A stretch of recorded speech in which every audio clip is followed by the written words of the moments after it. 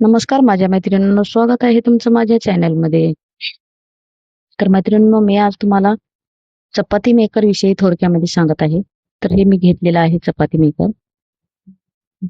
हे आपल्या कामासाठी पण येते आणि जर कोणी आपले मुलं बाहेर वगैरे राहिले रूमवर तर त्यांच्यासाठी तर खूपच छान आहे. फक्त पीठ मळायचं आणि याच्यावरती हुंडा करून ठेवल्यानंतर हे हँडल आहे, याच्याने दाबल्यानंतर छोटी का होईना आपल्या मुलांसाठी योग्य पद्धतीमध्ये ही चपाती तयार होती. तर हे मी घेतलेलं आहे. खूप छान आहे. खूप वर्ष झाली मला घेऊन हे. तर बघा,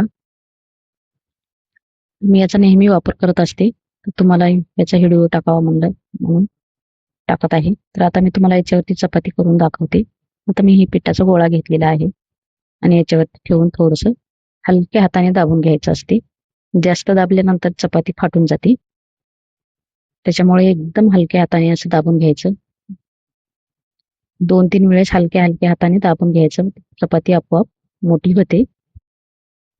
हे बघा, आता मी दाबून घेतलं आहे 2-3 वेळेस. आता बघा, हे अशा पद्धतीने दाबून घेतल्यानंतर ही एवढी पोळी तयार होते आपली. तर आता हिला थोडंसं भाजून घेण्यासाठी हे असंच वरून झाकण तसंच ठेवूया. थोड्या वेळा असं ठेवल्यानंतर ते आपण चपाती भाजल्या जाते. थोडंसं आपण अधूनमधून त्याला उघडून पोळीला थोडंसं फिरवून घ्यायचं. बिना तेलाची पोळी खूप छान आणि सुंदर बनते. वेळही कमी लागतो आणि लाटत वगैरे बसायची काही गरज नसल्यामुळे ते तेवढं एक काम सोपं वाटते आपल्याला. डायरेक्ट उंडा टाकायचा आणि चपाती तयार होऊन बाहेर येते. तर ही बघा, मी पूर्ण चपाती तयार केलेली आहे.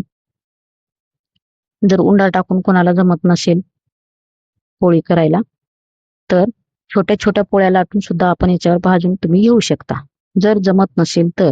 पण ही जर ज्याला जमते ते खूप छान प्रकारे चपाती होते.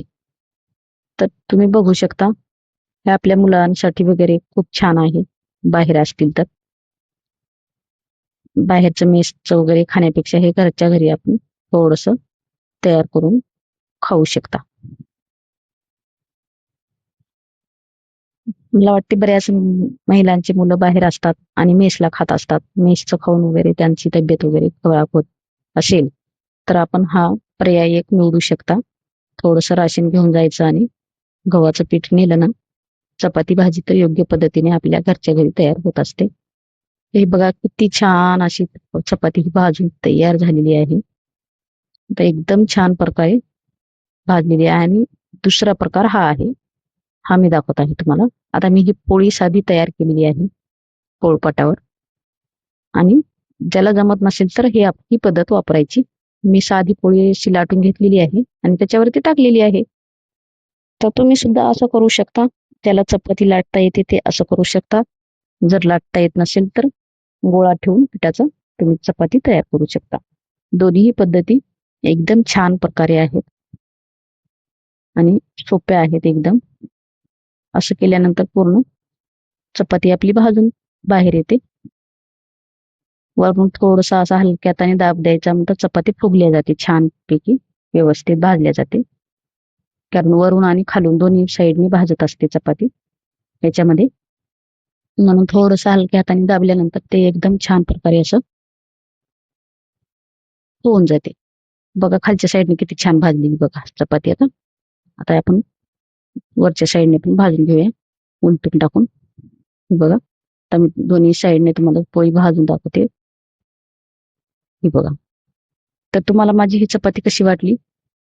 माझा व्हिडिओ जर आवडला असेल तुम्हाला तर माझ्या चॅनलला नक्की लाईक आणि सबस्क्राईब करायला विसरू नका. चपाती कशी झाली ते कमेंटमध्ये सांगा. थँक्यू. धन्यवाद. Bye bye.